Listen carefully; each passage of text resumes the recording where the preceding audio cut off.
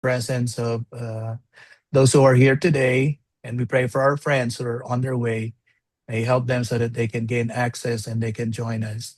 In Jesus' name, amen. Amen. Amen.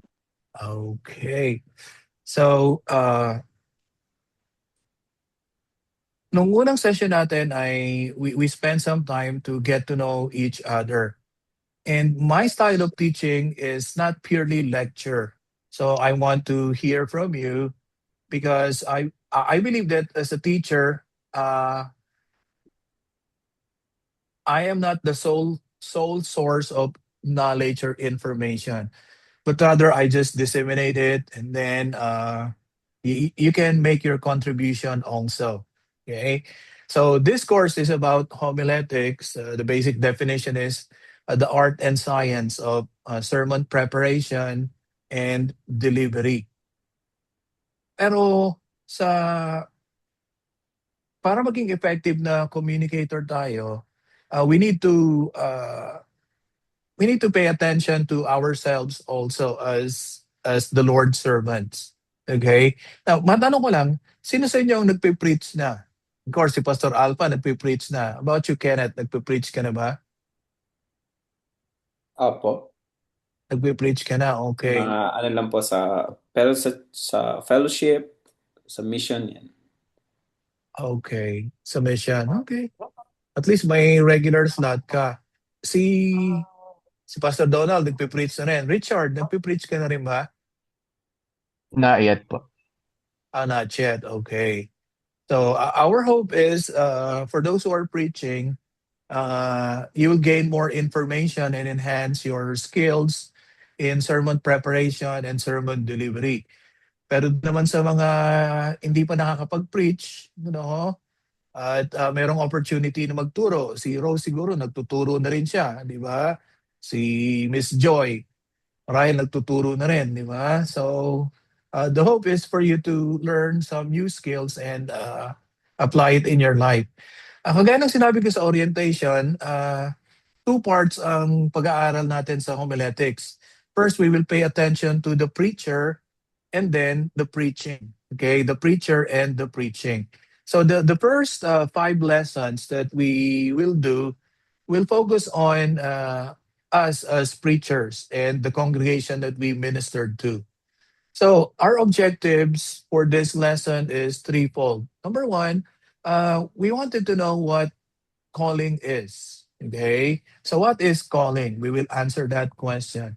The other two questions that we will answer is this: how do I know I was called by God for specific role? Okay, so yung unang tanong, it's general. What is calling? And then second ay yung specific calling to the work of the ministry. And then the third is, of course, the practical one. How should I respond to the Lord's calling? Now, my desire for this lecture is to encourage you to know your calling, the spiritual gifts that accompany that calling, and the ways to polish those gifts. Okay? And in this session, we will provide you students venue to share your story, how you knew God's call.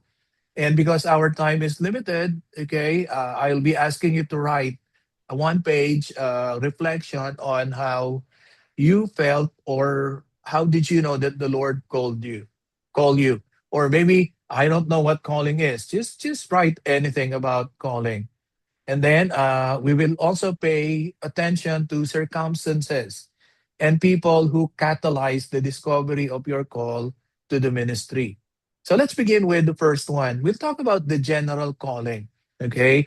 So if you study the scriptures, there are general callings that we can find both in the Old Testament and the New Testament. The first calling is about salvation. God called us unto salvation. The second is calling to sanctification, that is to live a holy life in consonance and consistent with the holy God who called us. And then pangatlo is the calling to service, the calling to service. Okay? So unahin natin yung calling to salvation. Kung meron kayong Bible, di ba? Buksan niyo yung Bible niyo sa Romans chapter 8, verses 28 to 30. Okay?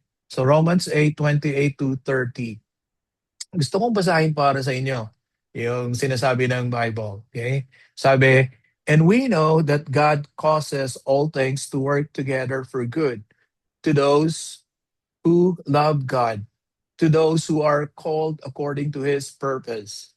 For those whom he foreknew, he also predestined to become conformed to the image of his son, so that he would be the firstborn among many brethren. And then verse number 30. And these whom he predestined, he also called. And this whom he called, he also justified. And this whom he justified, he also glorified. So that was a reading from the New American Standard Version. So, malinaw na ang context ng Romans 8:28 to 30 is God's call unto salvation. Okay? Verse number 28 tells us that we live in a world in which God has permitted the possibilities of good and evil.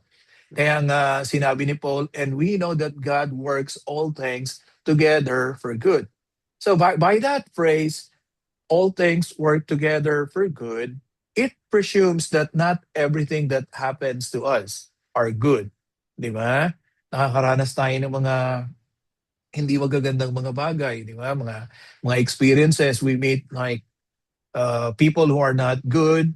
We are into circumstances that are not pleasant. And then even us, we make mistakes, we have our failure.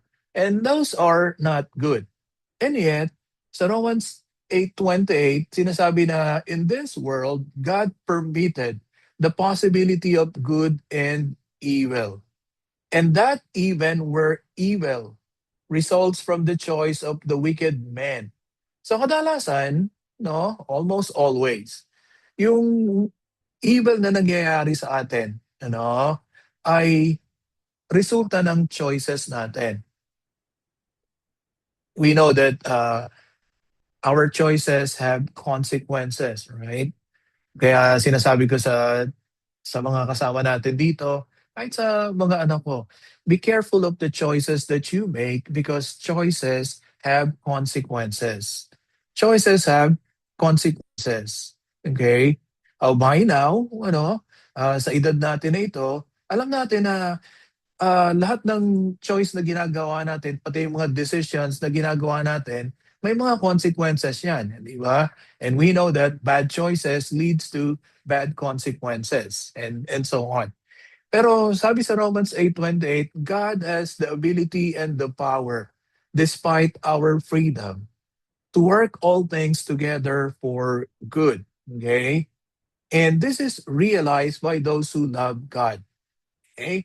And then having premised that in this world, God allows good and evil. Okay? Dito na, binanggit ni Apostle Paul yung specific call sa salvation. Sabi sa verses 29 to 30. Okay? Kung i-analyze nito, there are 5 verbs used in verses 29 to 30. Isa-isahin natin yon. Una-una, yung word na for new. Okay? Sa Greek, it's proginosko. It means to know in advance. Okay? So, God knew in advance. And then, tapos, sumunod, predestination. Proorizo sa Greek. Ibig sabihin naman ito, to ordain in advance. To ordain in advance. So, the first 2 verbs, both foreknowledge and predestination, refers to God's purpose before time. This knowledge places the knower, who is God, into a personal relationship to the one known, that is mankind. So dito makikita natin yung theology ng salvation. Okay? God knew us beforehand. God decided beforehand to save, to save us. And in that process, a relationship has been established. The knower, who is God, and us being known. Okay? So sa salvation natin, God is the knower and we are being known. Sa sanctification, okay, we become the knower. Okay? We wanted to know God and God being the known. Okay? So makikita natin, Yung pangatlong verb, call, okay, kaleo, it refers to God's way of approaching man. Now, tandaan ninyo ha, sa salvation, it is always God who takes the initiative. uh, si Richard, if I'm not mistaken, involved siya sa mission, di ba? Kahit si Kenneth. At marami sa atin involved sa work of mission.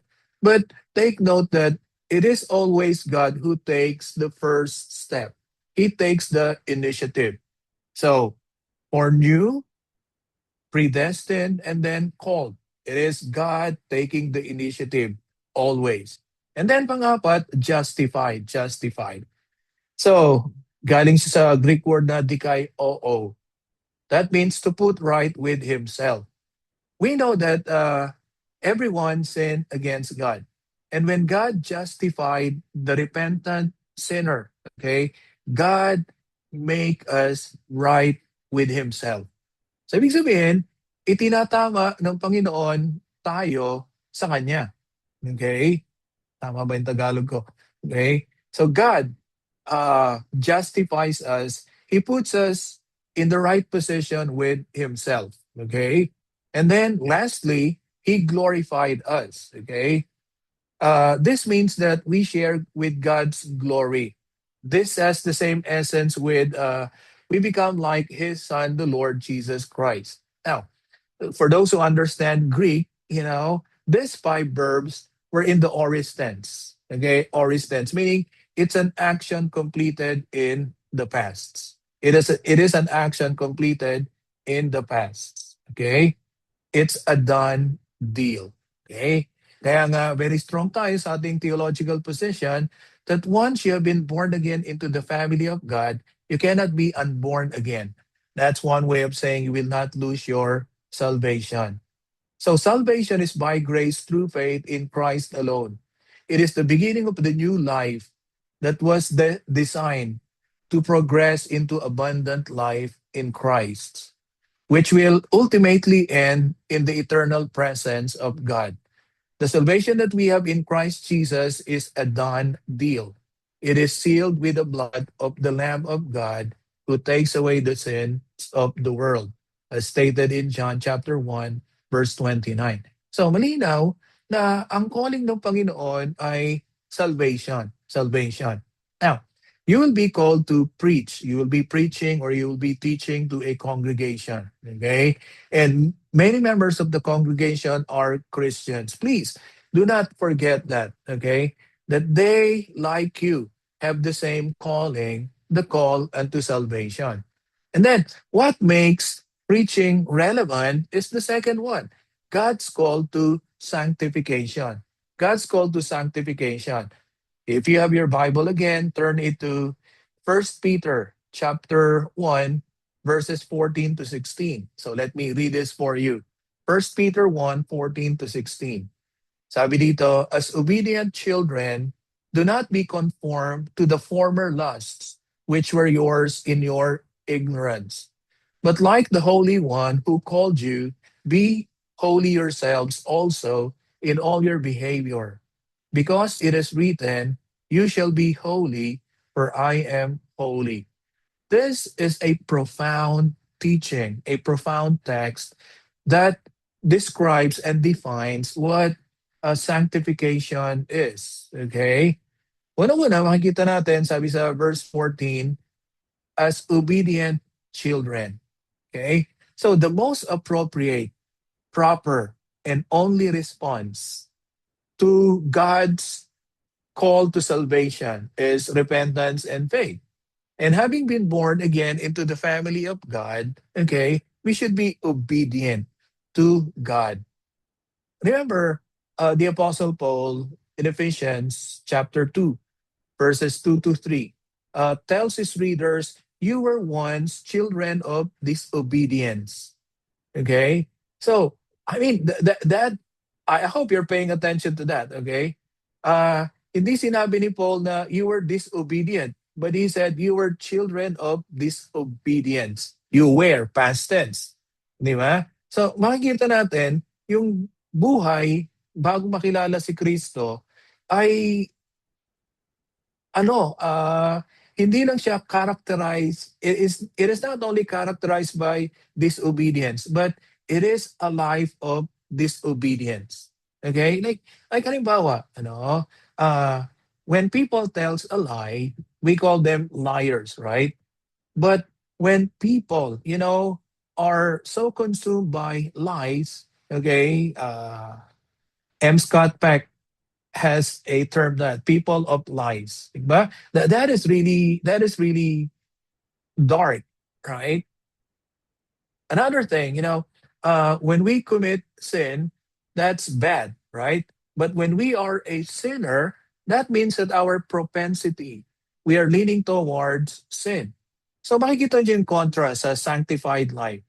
You were once children of disobedience. Tapos sabi ni Peter ngayon, you are now children of obedience. So sa sanctification, God transforms us because of our obedience into the likeness of His Son, the Lord Jesus Christ. Okay? Formerly, the Apostle Peter said that our lives was consumed by lusts. Now, because we have been given a renewed mind, Romans 12, 1 and 2, we are we are able to break free, from our default to commit sin.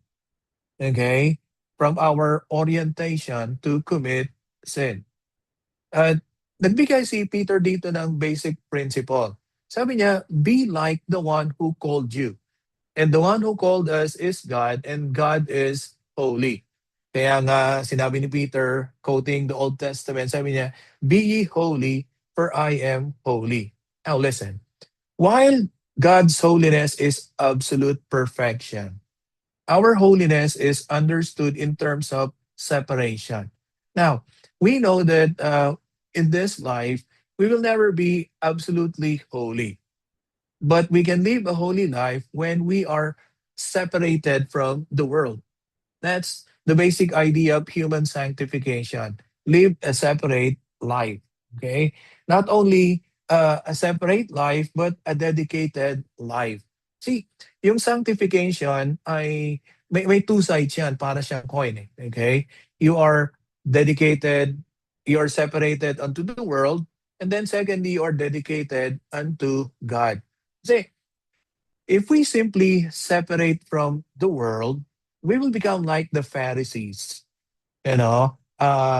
External lang yung ating compliance, conformity sa salita ng Panginoon. Separatist lang tayo pero walang genuine change. And if we live a dedicated life without being separated, it will not work. Okay? It will not work. Kaya nga sinasabi, di ba? As Christians who are growing in holiness, okay, we must be separated from the worldly system. And at the same time, we dedicate our lives, ourselves, and our all to God. Okay? So that means that we uphold a high degree of morality with ethical integrity. So let's sum this up. Sanctification is the work of the Holy Spirit in the believers, whereby God restores His image in us. Remember, humans were created in the image of God, imago Dei, right? We are created in the image of God, and the purpose is to image God. Okay? Huwag niyo kakalimutan yon. Created in the image of God, that's a description, so that we can image God. That's our action. And it takes a lot of effort and obedience also, as Paul stated in Philippians chapter 2, verse 12. Work out your salvation with fear and trembling. So, dalawang call na yung nakita natin, di ba? Specific call. Call to salvation, call to sanctification. And then pangatlo, it's call to service. Call to service. Okay? So, in a nutshell, the New Testament affirms that every saint is called to serve the Lord and to serve one another. Galatians chapter 5 verse 13. So we don't need to go through that passage. And by the way, I will send Pastor Donald the notes, okay? So if you want to take down notes, that's fine. But I will give you the manuscript of the lesson also for your reference. Okay. So in a nutshell, everyone is called to serve. Every Christian is called to serve God and to serve one another. Galatians chapter 5 verse 13. Second is the Holy Spirit has given every Christian a spiritual gift to be used for the edification of the body of Christ. So everyone is called to serve God and one another, and God has equipped us with gifts so that we can serve Him, so that we can serve one another. Okay? And then the third affirmation of the New Testament, we should do everything in the name of the Lord. Okay? Colossians 3:17. We should do everything for the glory of God. 1 Corinthians 10:31. This covers our work, our hobbies, our recreation, and every endeavor that we do, both in the church and outside the church. So, this is what I believe as we sum up the teachings of the New Testament. There is no secular or sacred divide in the kingdom of God. So, walang secular, walang sacred. Okay? Na yung iba sa atin ay meron tayong trabaho, di ba? And then at the same time, we serve in the church. So, our job, as we call it, secular job, is not actually secular if you do it for the glory of God. Like in my case, for instance, I am a bivocational pastor. Okay, I preach and I pastor a small Filipino congregation here in Louisville, Kentucky. Then at the same time, I am a hospice chaplain in Indiana. Sa dalawang state ako nag-work, Kentucky and Indiana. Actually, it's just separated by a mile bridge, okay, a mile and a half from one end to another. Okay? So I can see myself when I preach in the church and I shepherd the flock as that's what the Lord has called me to do. And then at the same time, when I go and visit with my patients, talk to nurses and medical personnel in a facility at home, even in the hospital, I consider that as not as an extension of my ministry, but a ministry in itself. So there's no such a thing as secular and sacred. Everything is sacred when we do it for the Lord. However, there is a special calling and giftedness given to men whereby they devote their lives to fulfill. Ephesians 4:11 to 16. I know that you know all of that, right? Or at least you have a hint of that. And he gave some to be apostles, evangelists, now, pastors, teachers, for the perfecting of the saints, for the work of the ministry. So dito makikita natin na merong specialized calling. So let me sum this up. Uh, God called sinners unto salvation, and those who were saved were sanctified to be God's representatives on earth. And every saved and sanctified believer is called to serve God and one another. Not only that, but we are also called to evangelize the lost. And among those who are called to service come men and women assigned by God with special ministry. Now, why did I spend so much time in distinguishing the three distinct callings of believers, okay? Salvation, sanctification, and service. It's this, okay? Kasi tayo na nagpapastor at in your case, magpapastor pa lang, di ba? Let's not forget that we are also sheep in God's fold. I have been in the ministry for over 30 years, and I serve in various capacities in different places. I have seen a lot, of and been a lot and been in the company of ministers. Okay? I attended conferences. Di ba? Minsan, nakakalimutan ng pastor na sila ay two pa rin. Right? Am I making sense? Sometimes, as we fulfill our roles as pastors, as preachers, we forget that we ourselves are sheep in the flock of God. Okay? Kaya nga, I I value the term under shepherd because there's only one shepherd, the Lord Jesus Christ. And every one of us, who are called to specific office, given a specific gift, are under shepherds. Under shepherds. Okay.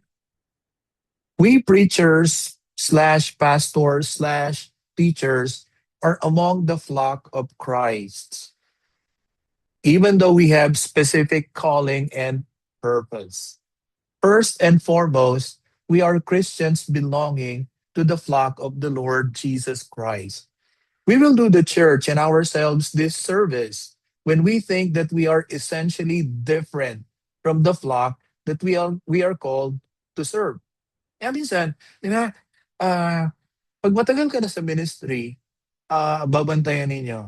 Minsan, hindi ka na makarelate sa mga tao. Di ba? Is it because you are in that high tower and you don't go down, your pedestal? Or maybe you have forgotten that you are a sheep also in need of a shepherd. That you mingle with the sheep, the flock of God. Huwag niyo kakalimutan, ha? Ah, yung problema ng pastor, kapareho rin ang problema ng members. Generally, okay? Now, pastors struggle in their marriages also. Here in the States, mataas ang rate ng divorce among evangelical clergies. Okay? Yung mga pastor, nagkakaproblema rin sila sa kanilang mga anak. Di ba? Kasi hindi naman lahat ng anak ng pastor mababait, di ba? Yung iba sa inyo, anak ng pastor. You share your testimony, di ba? The pastors struggle also with finances. Di ba? Like everyone else in the church. Pastors are concerned with their reputation like anyone else in the church. Di ba? We wanted to be appreciated, although we deny it or we downplay it, but we are humans, okay? We are sheep, okay? We are the sheep of the Lord Jesus Christ in need of Him. Kaya importante, na while we are framing homiletics, we are uh, giving a realistic portrayal of a preacher. Okay? We are sheep first and foremost before we are called to be under shepherd, under the care of the Lord Jesus Christ. So, ngayon, tanong, di ba? Why is calling to preach important in the ministry of proclamation? Is there any brave soul there who wants to answer this question? Why is calling to preach important in the ministry of proclamation? Bakit importante na meron kang sense ng calling para magpe-preach ka? Anybody? Hello, Pastor. Can I answer? So I Yeah, go think ahead. Yeah, the go calling ahead. is important for you to understand yung sustainability mo. Meaning, when you know you are called by this, it is God who will equip you and you can really get through it. Meaning to say, malinaw sa'yo. Pag malinaw sa'yo yung calling mo, madali. Parang, alam mo, there will be struggles, there will be situations in life. But if it's clear, the calling is clear, you can go all out also. Meaning, Okay, it is God who will provide, God will be the one to sustain you. Kaya, pag malinaw po yung calling, I believe, yun, babalikan mo lagi. So, kasi yeah, darating yung time, ang pastor yeah, magkakaroon ng tama, downtime eh. Tama ba tama itong yan. nangyayari sa akin? Yeah, that's Ano, sa mga true. nangyayari sa member, mga nangyayari sa, parang hindi lumalago, pero along the way, we will realize, ang ganda po na sinabi niyo, we are also flock of Jesus. We are also sheep. We go to the master and we gain strength from the master. So, I know, pag yung calling po malinaw, magiging mahirap, pero madali, parang mahirap na madali. Ibig sabihin, uh, physically, mahirap, but along the way as we go through it, God is the one helping us. So He will never leave us nor forsake us. So yun po yung akin pong thoughts po doon sa question. Yeah, you are absolutely right. How about the others? What do you think? So, Why is calling important? Go ahead, Pastor Alpha. basta, gamitin ko yung sinabi ni Jesus na sabi niya na kung nasaan ang iyong yaman, nandun yung iyong puso. Okay. Kung wala sa puso mo sa ministry, hindi mo siya siseryosohin eh.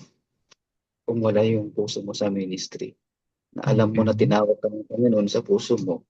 Kaya kapag alam mo na tinawag ka ng Panginoon sa puso mo, talagang makukuha mo yung sense ng ministry. Ibibigay mo lahat yung gusto mo na kapaglingkod sa Panginoon. Pero kung wala kasi ang puso mo sa paglilingkod sa Panginoon, parang hindi mo siya siseryosohin eh. Kasi nga, wala doon yung puso mo. Yun po yung sasabi ko rin po. So, Yeah, tama yan. Tama. Who else? Isa na lang. Para mag-proceed tayo. So, why is it important, for the preachers to know that they are called in the ministry?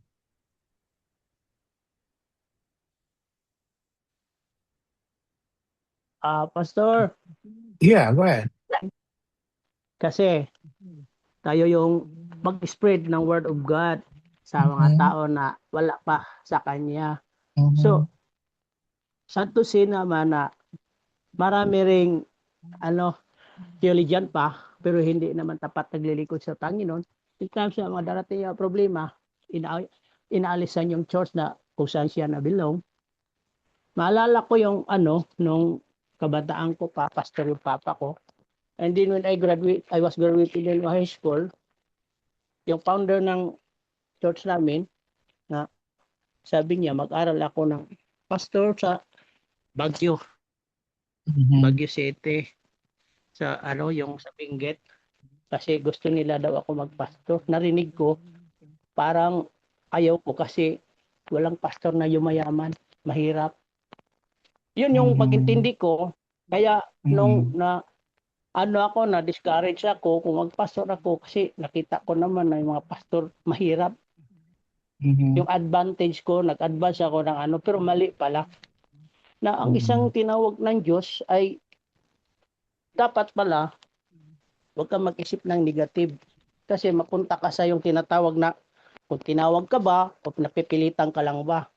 Yun yung hindi mag-prosper yung Okay. isang taong Yeah. sinabing tinawag sa Panginoon sa Okay. So, paglilingkod. thank you, ha. Sige, isa-summarize ko lang yung mga sagot ninyo, ha. So, thank you sa input. Diba? Importante na meron tayong sense of calling kasi unang-una when things are going right. Okay? Because we know that in the ministry, may success, may failure, di ba? So when things are going right and you have a sense of calling, you know that it's not you, okay, who is at work. Okay, you are an instrument. Okay, so it keeps you humble. And then second, it is important when things are not going well. Pag nadi-discourage ka, gaya ng sinabi ni sa inyo kanina, di ba?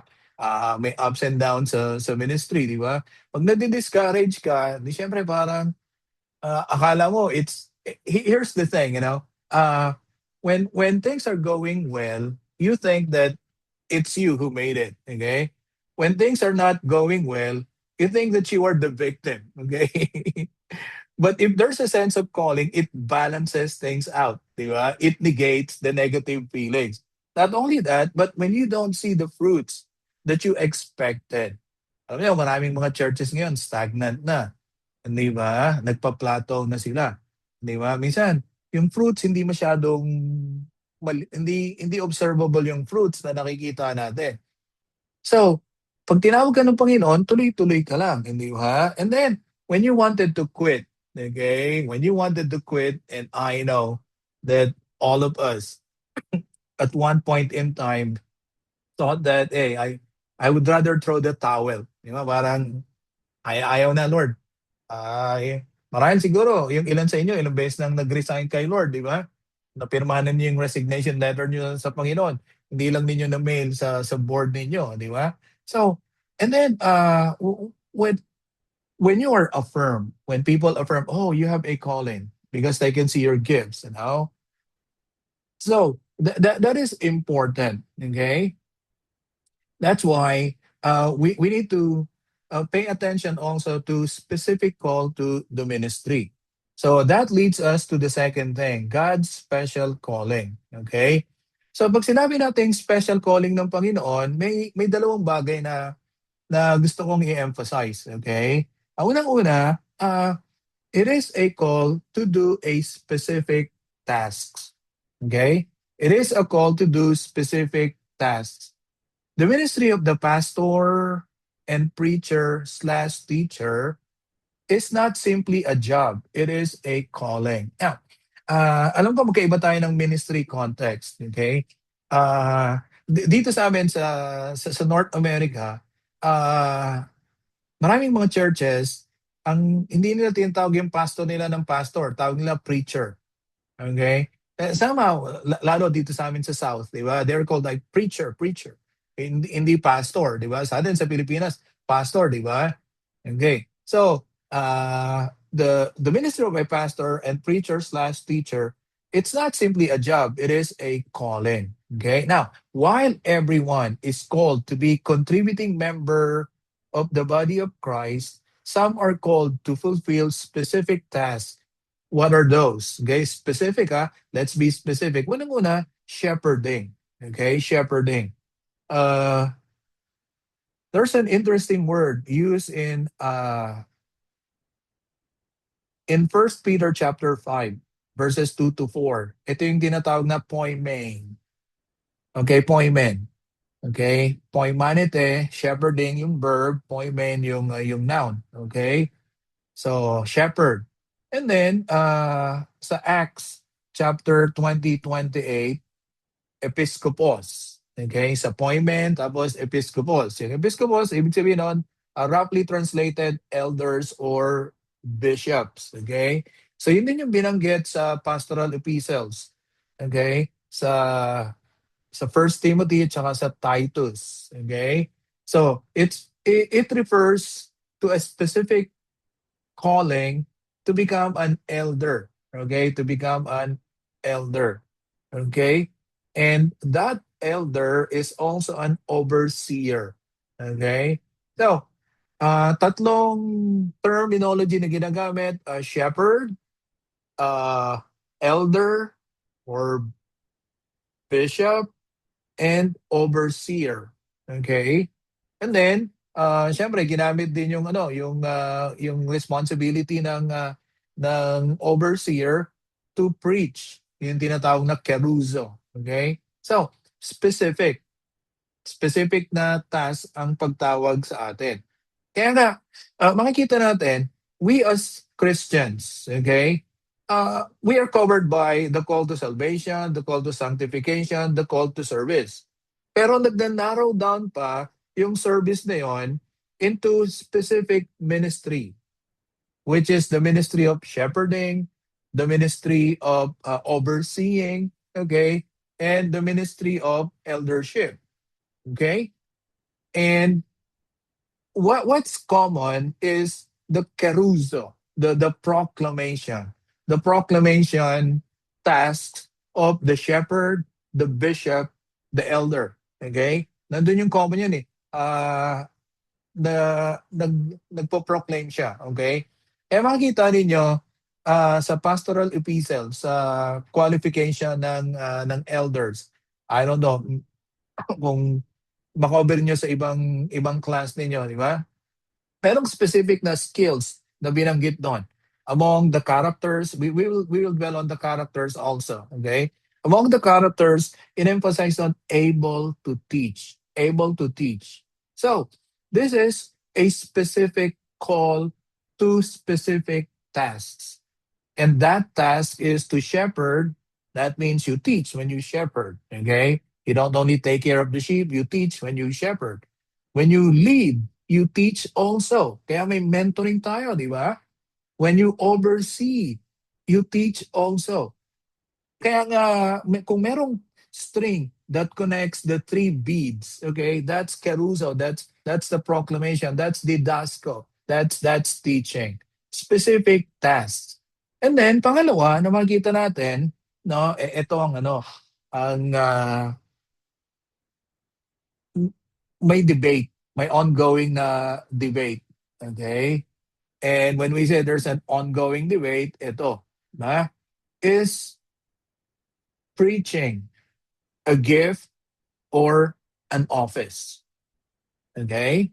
Is preaching a gift or an office? There are clear examples in both Old and New Testament of God's specific calling to individuals for specific tasks. Let's run down, survey lang natin, di ba? Sa Old Testament, it is apparent in Exodus chapter 3, chapters 3 and 4, that Moses was called by God specifically to do two things. Number one, to liberate Israel from Egyptian bondage. And second is to lead the people into the promised land. Okay? So, konting survey lang ng Old Testament, di ba? Merong shortcut na mula sa Egypt papunta sa Canaan. Pero sabi sa Exodus, di ba? God does not want the people to be exposed in war, so God chose a longer path. Okay? But the problem was, okay, instead of crossing or staying in the wilderness for a short span of time, because of their rebellion and disobedience, they stayed longer in the wilderness. Alam niyo, wilderness wandering for 40 years. They were for 40 years. So, namatay na si Moses dun sa wilderness for many reasons, right? Kaya hindi siya nakapasok sa promised land because he struck the rock instead of speaking to the rock. But that's beside the point. Moses was called specifically to deliver Israel from Egyptian bondage and to usher Israel, to lead Israel into the promised land. Do you know malinaw na calling ng Panginoon kay Moses? What about the prophets in the Old Testament? Okay, Isaiah, for instance. Isaiah, in chapter 6, 1 to 13, had a clear sense of God's call. When his friend King Uzziah died, and so there was a conversation, a dialogue among the triune God. Whom shall I send? Who will go for us? And then Isaiah joined in this dialogue and said, "Here am I, send me." So scholars would say that Isaiah was perhaps in his late teens or in his 20s when God called him into the ministry. Another prophet, significant prophet, is Jeremiah. Jeremiah testified that while he was in his mother's womb, God called him. So, makikita natin, napakalinaw, di ba? So, the knowledge of their call, I would dare say, contributed to their success. Moses, Isaiah, and then Jeremiah. It contributed to their success in the work of the ministry. Now, if there is one thing common in the experiences of Moses, Isaiah, and Jeremiah, it's difficulties and hardships, right? Israel was a stubborn nation at the inception. Okay? In 12 sons of Jacob, the core ng Israel, basahin niyo yung buhay nila. They were a bunch, of stubborn sons of Jacob. What do you expect sa mga anak nila? Di ganun din ka-stubborn, di ba? Isaiah, he ministered in a difficult time. Jeremiah, in the transition sa Babylonian captivity. Right? I mean, difficulties, hardship. They saw some fruits in their ministry, but for the most part, it was a rough ministry. Let us go on. What about in the New Testament? In the New Testament, we can see the calling of the 12 disciples who were commissioned by the Lord Jesus Christ as apostles. Matthew chapter 10. Okay? And the same could be said to the Apostle Paul. when he was called by God in Acts chapter 9. And then when Paul looked back, when he testified in Acts 22, he referenced a specific time on the way to Damascus, in Damascus Road, where he experienced a personal encounter with the Lord Jesus Christ. So, Old Testament, New Testament. But what about, those who have specific calling besides the 12 apostles? And, if you will do a quick study on people who were called apostles in the New Testament, there were at least another 12, okay? 10 or 12. Matthias, for instance. Matthias was the replacement of Judas Iscariot. Barnabas was called an apostle in 1 Corinthians 9, 5 to 6. Andronicus and Junia in Romans 16, verse 7. They were called apostles. Okay? James, the brother of the Lord Jesus Christ, he calls himself an apostle. What about Silas, Timothy, Epaphroditus, Apollos? Okay? They were called apostles of the Lord Jesus Christ. Although some of us will argue, okay, that the apostleship of Paul and the 12, okay, is of a different level than the apostleship of those who were called. I will not say that the 12, 11 plus Paul, are like first tier apostles. No, but they have specific tasks. Okay, and I would dare say that theirs was an apostolic office. Okay, but on the other hand, the the other disciple, the other apostles, okay, that I mentioned, theirs is more of a function. It is more of a function. Okay, so let me sum this up. Okay, there are two opinions about the gifts, the position of a pastor. Okay,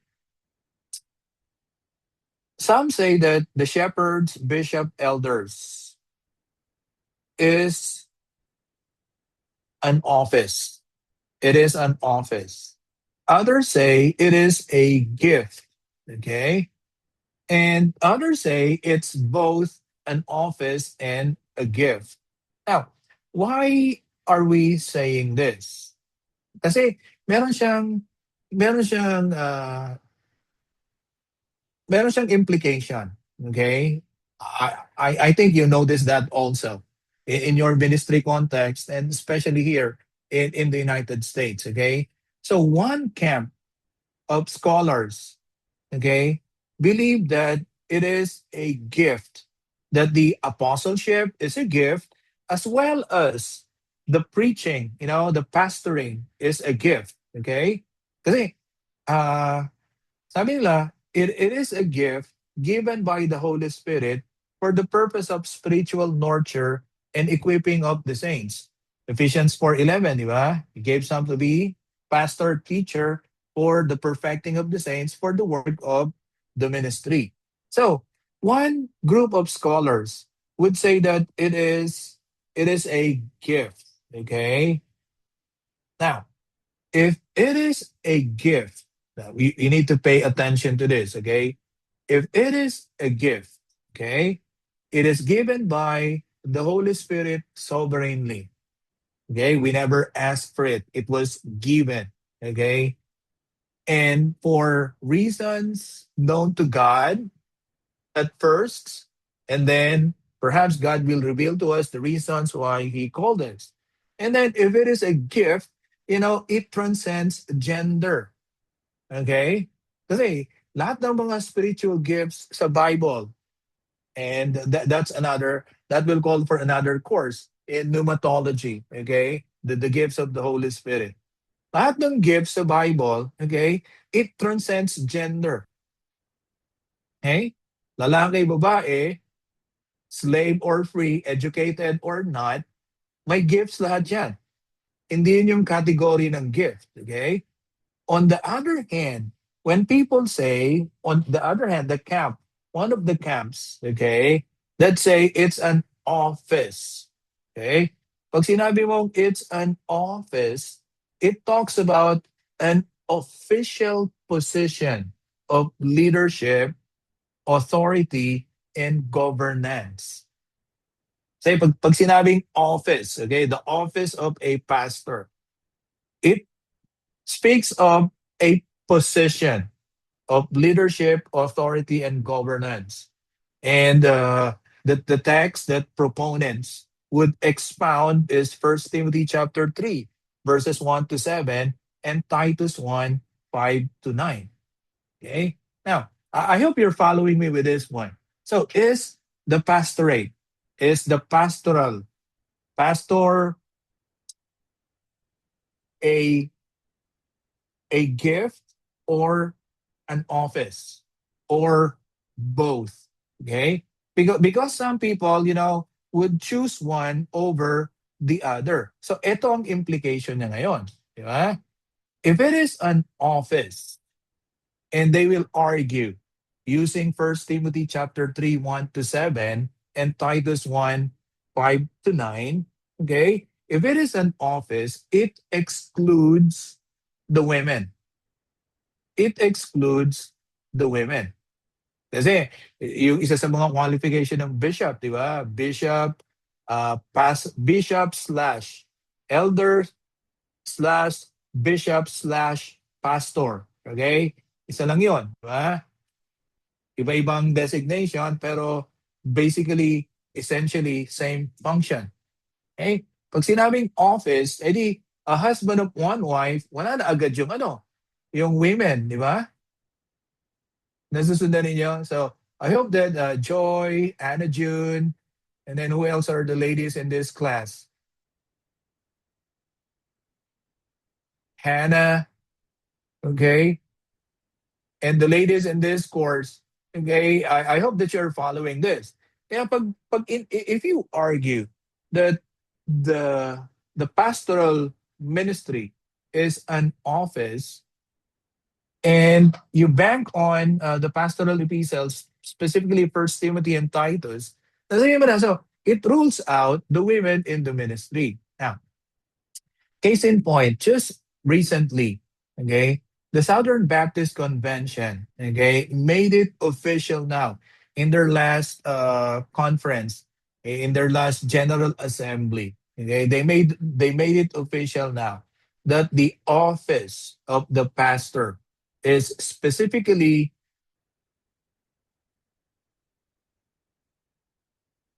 in the biblical sense. This is how they phrase it. In the biblical sense of First Timothy and Titus, an office for male only. Okay? Kaya nga, prior to this recent convention, di ba? Prior to that, yung mga Southern Baptist churches dito sa States na meron silang lady pastor, okay? They were disfellowship. Kasama na dyan yung Saddleback kay Rick Warren, kung naano nyo. Tapos yung host church namin, meron kaming host church, Fern Creek Baptist. So they have a lady preacher. Okay? They have a lady pastor. She's a good person. She's a friend of mine. Okay? So, on the one hand, on one group of scholars who see the pastorate as an office, okay, they exclude women in the ministry. On the other hand, di ba, ang argument naman ng kabilang camp, okay, ay it's a gift. If it is a gift, it transcends gender, race, educational background, socio-economic status. It's given to everyone sovereignly by the Holy Spirit. Now, any question? Meron ba kayong tanong at this juncture?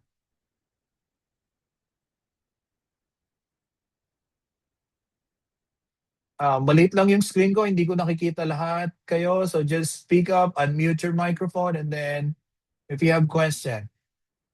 So did I make my point clear? So in the specificity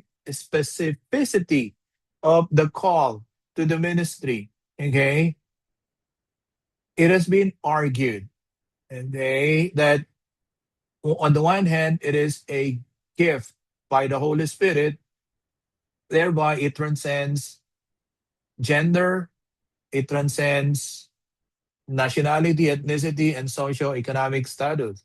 On the other hand, okay, it is an office established in First Timothy and Titus, whereby it was entrusted to male leadership. Nakuha ninyo?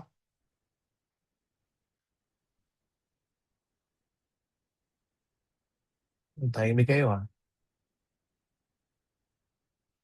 Any interaction from the class? Hey folks, this is a college level education, okay? So I don't have, as I've said, I don't have the monopoly of the truth. You know, I am learning with you. It just happened that I am the presenter, I'm the teacher. Question? Wala. So, kung nahihiya kayo, i-type niyo. I think I can see it.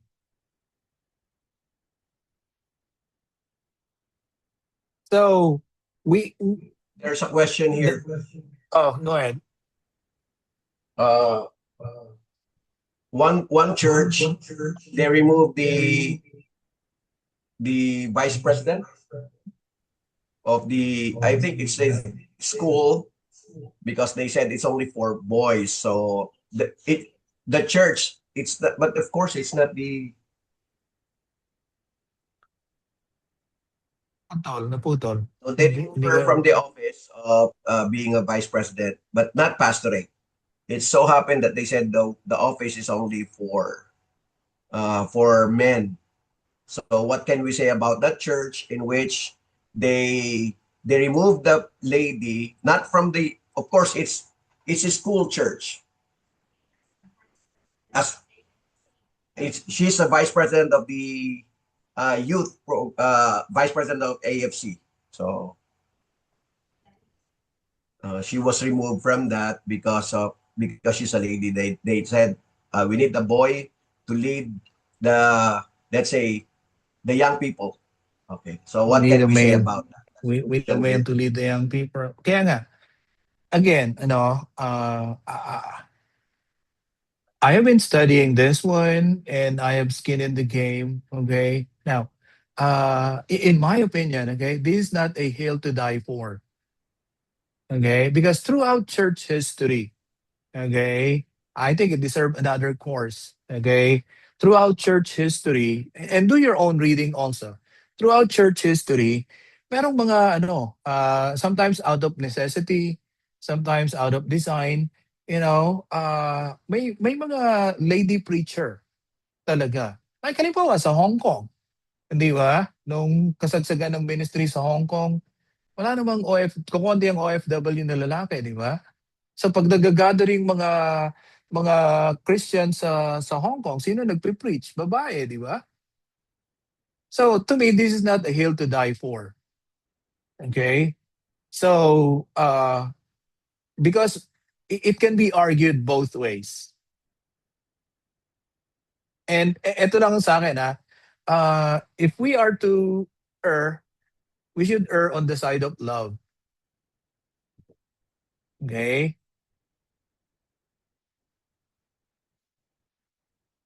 Nasagot ba yung tanong? Oh, okay. Yeah. Kasi mahirap mag-pass ng judgment kasi, di ba? Kasi very divisive talaga tong subject na to. Very divisive. Kaya nga I cited the most recent reformulation, not reformulation, but the decision of the Southern Baptist Convention. They're the biggest evangelical denomination in the United States, convention. Hindi na tinatawag sarili ng convention dito sa United States. Di ba? So, very, very divisive siya. Di ba? Pero, again, look at the argument on the other side. Okay? Look on the argument on the other side. What about the others? Meron kayong opinion? I want to hear your opinion. Really. Hello, Pastor. Oh, go ahead. Hello. Sa akin po siguro may take dyan is pag pastor po talaga is a male. And Okay. I believe kasi sinabi talaga ng Bible yan. Sabi nga ng Bible, obedience is better than sacrifice. No? Kumbaga, Mhm. mahalaga sa Panginoon yung pagsunod eh. Mhm. Even though pwedeng maganda yung paliwanag, pero kung Mhm. di yun yung gusto ng Panginoon, kasi yung Timothy kasi ano to, pastoral epistle po to, no, binibili na ni Timothy yung mga gagawin niya.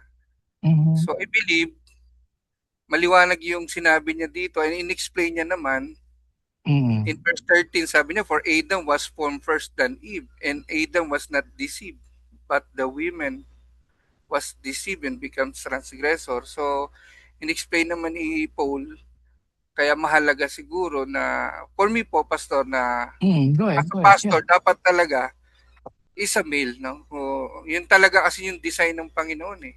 Kahit sa family, Mhm. male talaga yung head. Mhm. So, Mhm. yun lang po yung take ko po. Yeah. Sure. Yeah. And I mean, in fairness, in the name of like biblical scholarship, okay, we learn also from people whom we disagree with, di ba? Kaya nga,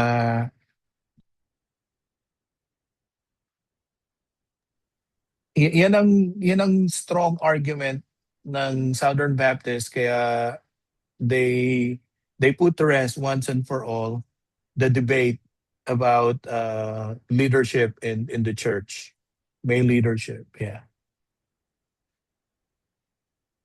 So again, di ba? So will you allow then a woman to preach?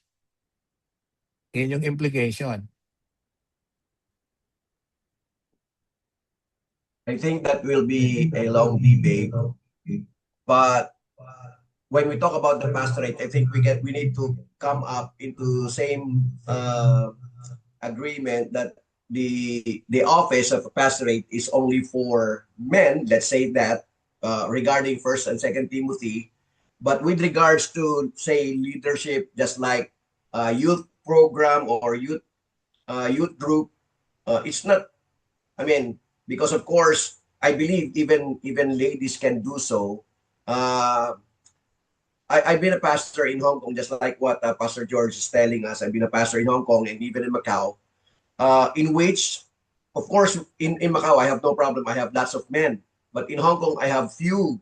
Only I have two. And if they have work, then definitely no one will lead the church in singing. No one will lead the church in teaching. So Mhm. that's why we call it in our seminary Bible Women. And so we allow them to teach. We allow them to lead us in singing. It doesn't defy the word of God by simply leading the church in singing or let's say leading the church in teaching. But with regards to when we talk about the overall pastorate, I think we need to come up with the biblical point of view in which only men are allowed to be pastors. When I was Mhm. taking a master's at PBTS, we have some lady. Of course, I was taking masters. We have some lady preachers.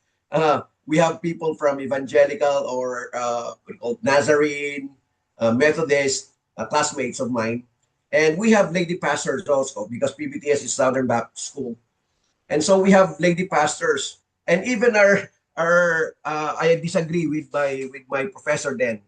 He's the president of Southern Baptist School of Theology in Davao right now, Dr. Ongon, because Dr. Ongon told us, oh, sometimes even these ladies are better than you men in preaching. I said, I think I think that's not right. Of course, I beg to disagree with him because I told him, sir, I believe that the Bible is definite when we talk about pastorate. Of course, I have no problem if they are better than us in teaching, but with regards to the leadership in the church, if there will be no men, we can easily understand if all are ladies.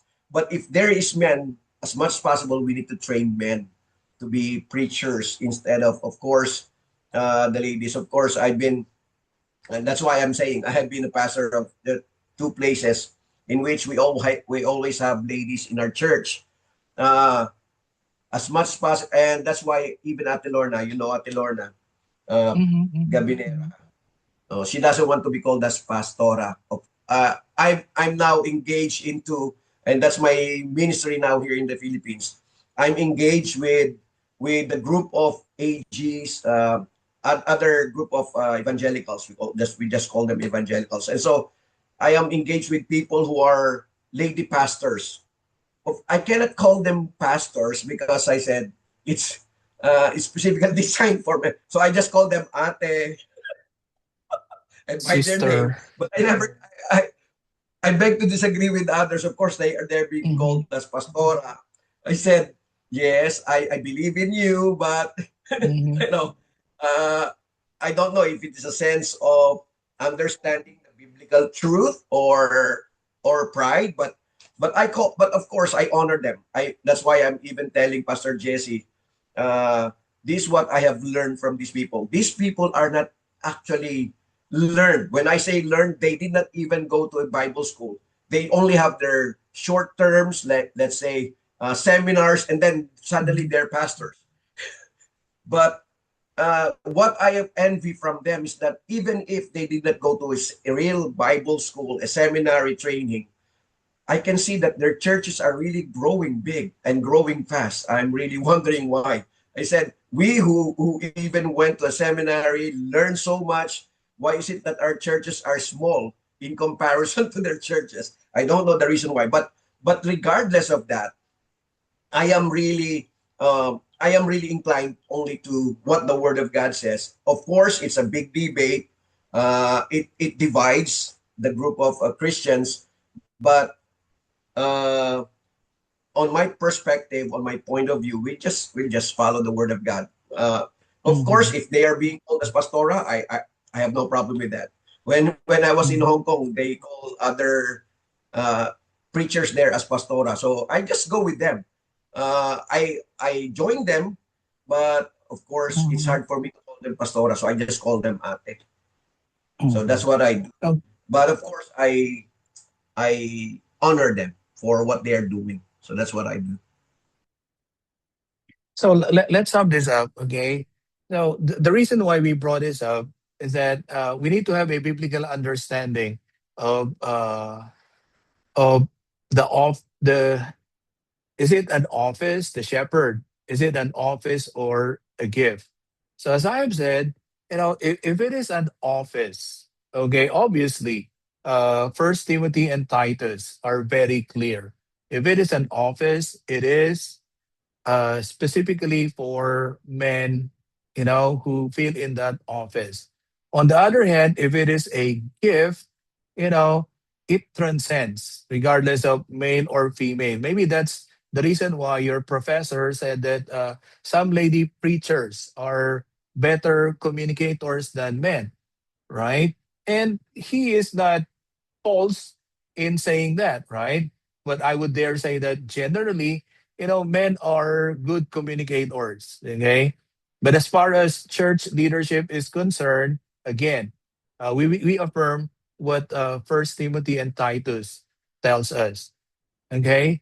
That's why, having said that, okay, we need to understand that shepherding, okay, the pastor, the elder, the bishop, okay, is both a gift and an office.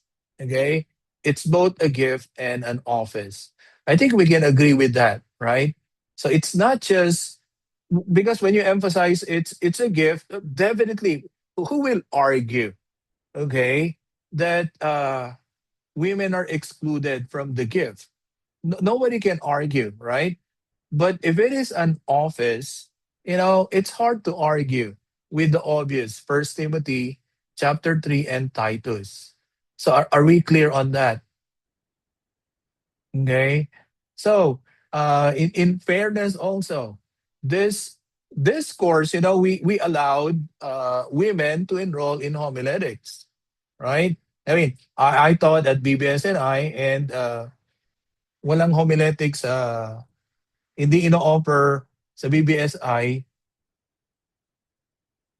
yung homiletics sa mga babae, di ba? But this one, I believe that in recognition of proclamation as a gift, the School of the Ministry opened this course to ladies. So we love the ladies in this class, okay? And we don't exclude. Okay, so you're here to learn something. Perhaps you are married to a pastor, or if you're single, you wanted to marry a pastor someday. Then sabi mo, matenda ko ng homiletics ni Pastor George. So ito yung sabi. Who knows, right? Okay. So I think we clear the air at that juncture. Okay. So again, there are three callings: salvation, sanctification, and service. In the calling to service, everyone is called to serve. Every Christian, no exception. Everyone who names the name of Christ, they are called. We are called to serve God and to serve one another. But among us, Christians who are called to serve, there is a specific, specific calling for those who are to be preachers and those who are to be pastors. Okay? So, maliwanag yun, ha? Okay. And then, another thing, okay? Here's the other thing, okay? So, we again, as I have said, the inevitable consequences of the former is allowing women to preach, arguing that there is spiritual equality in Christ, as you can read in Galatians chapter 3, verse 28. But on the other hand, if it's an office, it's very clear. Now, the second thing is the second implication of these arguments. Okay, what then is the role of lay preacher, lay minister? So, if it is an office, okay, is there a place for lay minister in the office? Kasi yung word na, can you follow me with sa terminology? Diba? Now, generally, sinasabi na merong full-time at saka merong bivocational. Di ba? Kadalasan, di ba, yung bivocational, nagpipreach siya, nagpa-pastor siya sa church, but at the same time, meron siyang career outside the church. Like in my case, I am bivocational. Okay? And that works for me because my other job is a chaplain. Kung alam niyo yung chaplain, di ba? Pastor din siya, di ba? I keep my ordination, I keep my title as a reverend, So, nata-transfer siya. Pero yung iba na dalawa yung trabaho niya, paano yun? Di ba?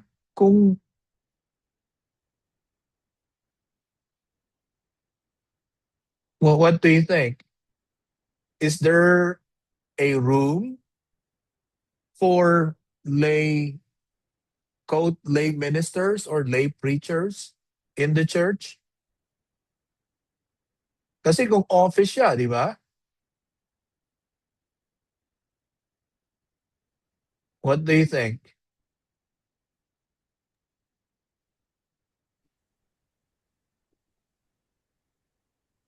That's a question. Basta siguro po sa akin po, ang opinion ko yung like Paul. Si Paul, di ba nag-work din po siya? The same time ano rin siya. So, siguro be like Paul. Working tapos nagbi-minister din po siya. Okay. Kaya nga gusto ko itong School of the Ministry. Kasi tinetrain natin yung mga minister na bivocational sila. Pansinin lang ninyo, di ba? Kasi like I was reading a book, okay? Uh, the book that I read, it's The Preacher and Preaching and Preachers by D. Martin Lloyd Jones. It's the 40th anniversary. Meron siyang interpolators. Ang interpolators niya si Duncan, si Keller, si John Piper, and others. Okay? Uh, in pages 113 to 132, di ba? Sa section na The Preacher. Okay? Yun yung title niya. Ah, ang argument nila, very, ano sila hardline sila na they don't believe in lay preachers. Kasi sa kanila parang contradictory term yan eh. Laity and then preacher, like kung this is their argument. This is how they phrase it. Okay, this is how I understand they phrase it. Okay, if you have a call to the ministry, okay, and you answer that call, you devote yourself specifically to that ministry. Okay, yun ang kanilang argument. Okay, on the other hand, di ba? Makikita natin sa history na halimbawa napakarami ng halimbawa makita niyo iba-ibang mga denomination, Pentecostal, Charismatic, di ba? Wesleyan, Methodist, marami sa kanila mga lay preacher. Di ba? Yung history ng Methodism, di ba? They travel around, they preach. Okay? So makikita natin there is enough room, okay, and biblical justification for lay leadership and lay preaching. Okay? So, how then should we respond? Suppose you heard the call of God quickly. Okay? Number one, ito yung appropriate response. Okay? How do you know that you are called by God? Okay? Number one, it begins with a nagging feeling that cannot be shaken or you cannot sleep over it. Malalaman mo na meron kang call sa ministry pag there is something inside that you cannot brush aside. Di ba? Natulog ka na, pagkagising mo, nandun pa. Dinivert mo yung attention mo, nandun pa. Kung saan ka pumunta, sinusundan ka. Okay? Not only that, but also, he begins to be noticed by others. And others begin to confirm your call to the ministry. Okay? So, hindi lang ikaw, merong external validation. Okay? So, God you feel that something is going on inside you that you cannot shake off. You cannot brush aside. And then somebody will approach you and say, like, you know what? I think you have the gift. You know, you have the calling. Okay? And then despite the validation from the believers in the church and the persistent voice, that demands obedience, then you will have an excuse, right? You will have a sense of inadequacy. Do you remember Moses? Right? Kay Moses, direct call na yun, di ba? Very direct na di ba? Burning bush. Unmistakable. It's very obvious. Okay? He saw a bush that was burning. He heard the voice of God. He spoke with God. Nag-dialogue pa sila ng Panginoon, di ba? But Moses had a sense of inadequacy. He feels that he is not complete, he is inadequate.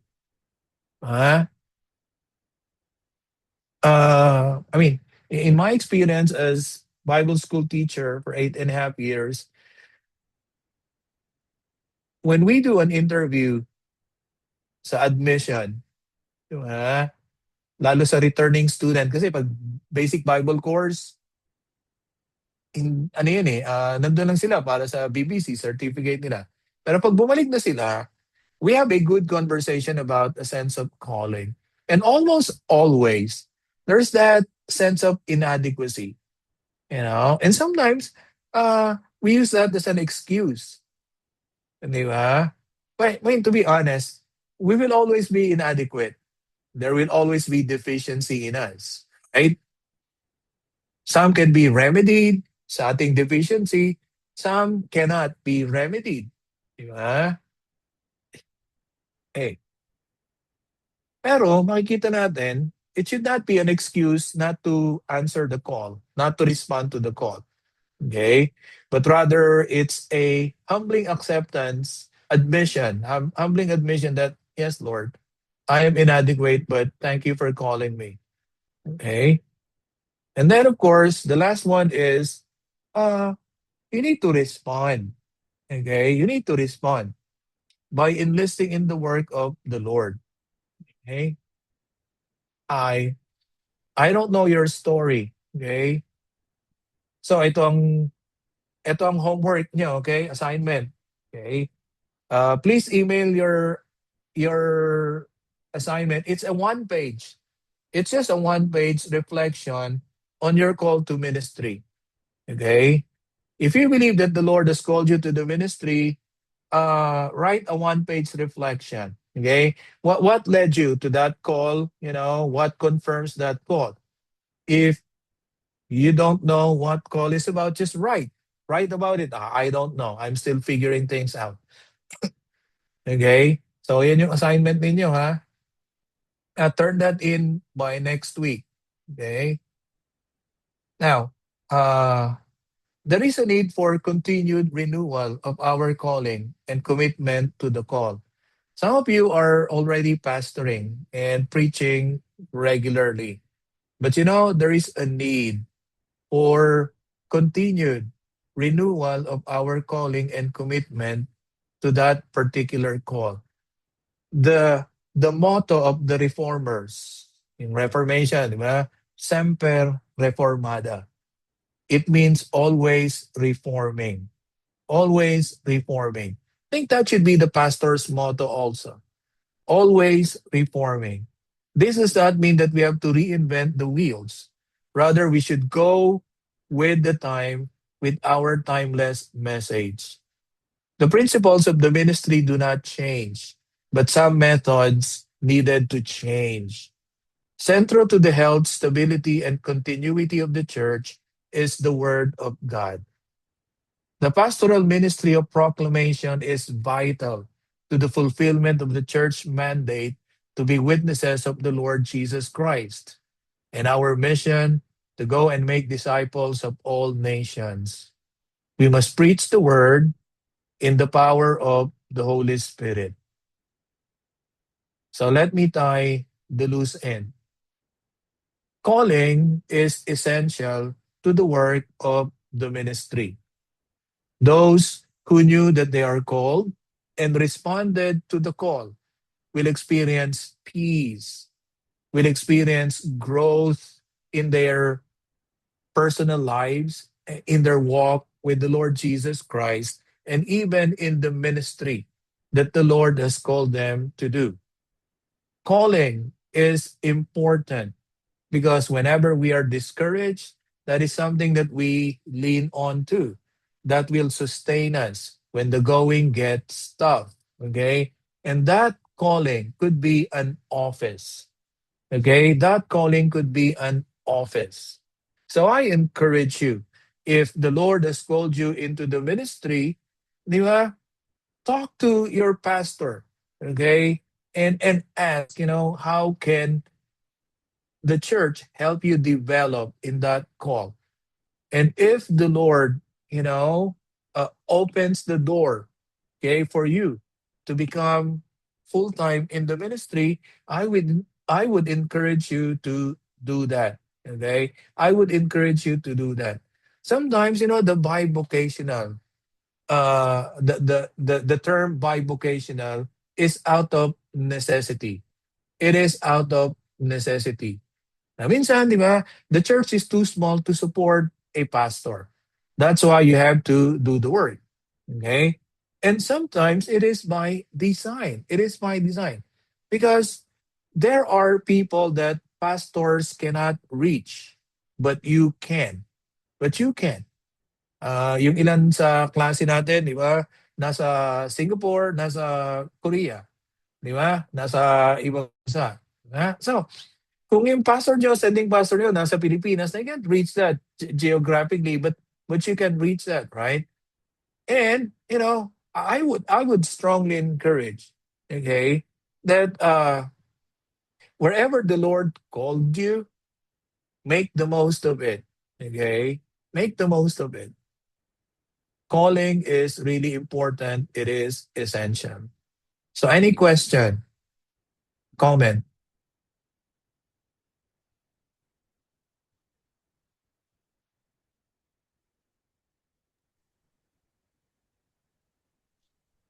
Pastor, Yeah, go ahead.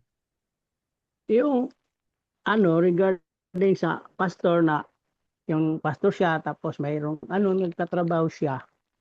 Katulad sa yung kapatid ko pastor kasi mayroon siyang talyer, may shop siya. From Monday to Tuesday, nag-work siya. And then Wednesday, pupunta siya sa church niya kasi mas malayo pa. Magsimba sila Wednesday, and then Thursday work siya, and then Friday to Saturday nagmi-ministry siya. May divide yung time niya. And then kahit nagtrabaho siya sa shop niya, ginagamit pa rin niya ang Word of God sa mga customers niya. Pero ibig ko sabihin, yung iba-iba yung klase ng trabaho, hanap buhay ng bawat pastor. Kasi ang mga pastor kasi, yung iba hindi makapag full time sa ministry dahil sa kailangan din ng Yeah, pamilya kailangan niya. nila Kasi financially. Totoo yan. Oo. katulad ng So, ano yung question mo, bro? Doon, kasi yung for the interest of time. So, what's the question there? yung inano ko lang kanina, yung question mo about sa pastor na may trabaho magtrabaho sila, hindi sila full time sa ministry. Kasi nga, yun nga, yung hindi pare-pareho ang nature ng pastor. The way sa Yeah, pagpapastor at sa trabaho magkasama. Mayroon namang pastor na full time because mayroon na talaga siya bago pa siya mapastor, mayroon na siya. So, maka full time din siya sa trabaho, pero dapat talaga ang isang pastor full time talaga sa ministry sa Panginoon. Pero siguro naman napaintindihan naman ng Panginoon ang sitwasyon sa mga bawat pastors na gano'n nga ang sitwasyon na hindi makapag full time sa siguro I'll make some research, and by the end of our class, I'll give you a paper. Ano ba yung understanding ng bivocational? Di ba? Kasi si Paul, ginagamit si Paul na model ng bivocational ministry. Di ba? Actually, full-time si Paul na na missionary. Hindi siya yung bivocational na understanding natin . Di ba? So, I will elaborate more on that terminology. Kasi minsan, gumagamit tayo ng terminology, di ba, na kinakailangang ipaliwanag pa. Di ba? Bivocational, di ba? Ano ba ibig sabihin ng bivocational? Di ba? Si Paul ba, bivocational ba talaga si Paul? Di ba? Is he a legitimately bivocational by the term that we use nowadays? Di ba? Dahil sinabi ni Paul, I work with my hands. Di ba? So, does that mean hindi siya missionary? Or bivocational siya as we understand it? Siguro kailangan i-clarify din natin yung mga terminology natin, di ba? What do you think? pastor. Ika-clarify natin yan. Then, we will search more the scriptures. How do you understand biblically what bivocational means? Di ba?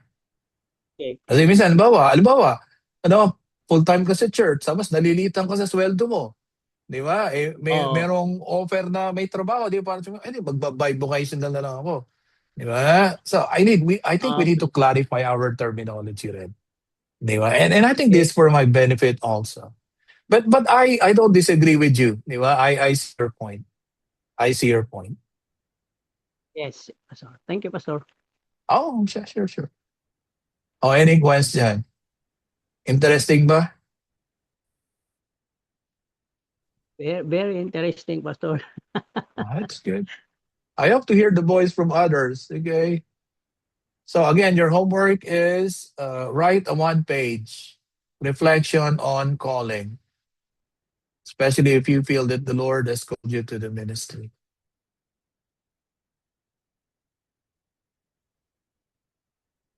Pastor Donald, meron ko bang announcement?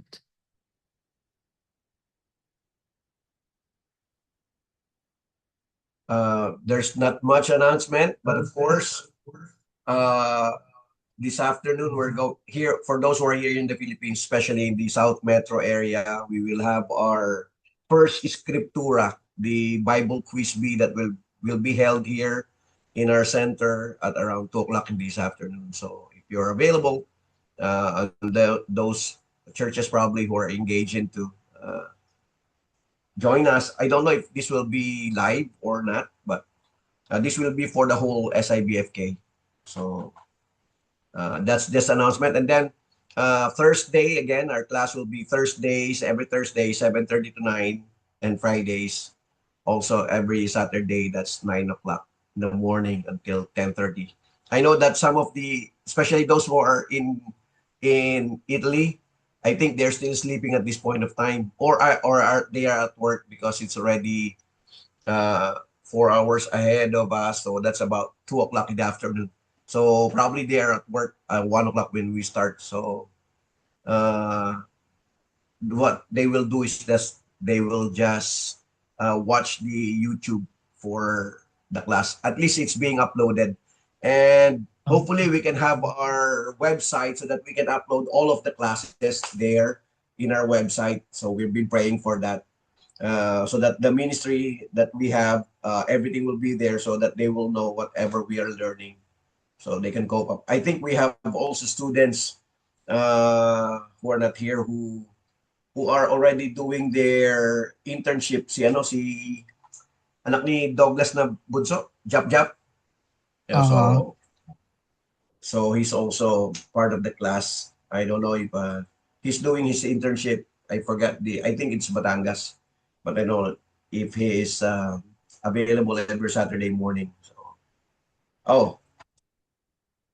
okay, 4:30 a.m. daw doon sa Italy. So that's what I'm saying. Late sila ng 4 hours sa atin, 6 hours. So yun, we understand those who are far from us, but we are so grateful for having you in our School of Ministry. Actually, the main trust of our School of Ministry is not just because of course all of you are already doing your different ministries. We are just helping you enhance your knowledge, your learning, and be trained for the furtherance of your ministry, of course, and that's the goal. And we would like to have more workers in the field, and that's why we opened this School of Ministry. And I hope that it really helps a lot in your different tasks in your ministries. So that's all. Okay. Pastor Donald, in-email ko na sa iyo yung text ng lesson 2. So, i-email na lang ni Pastor Donald sa inyo yung copy ng lesson natin. Then if you have some more questions, please feel free to interact. Okay. Again, thank you very much for your time. I know it's Saturday there. And God bless you. God bless you, Pastor. Thank you. Okay. Pastor. See you next Saturday. Thank you po, Pastor. God bless Walang po. anuman. God bless sa inyo lahat. Salamat sa oras ninyo.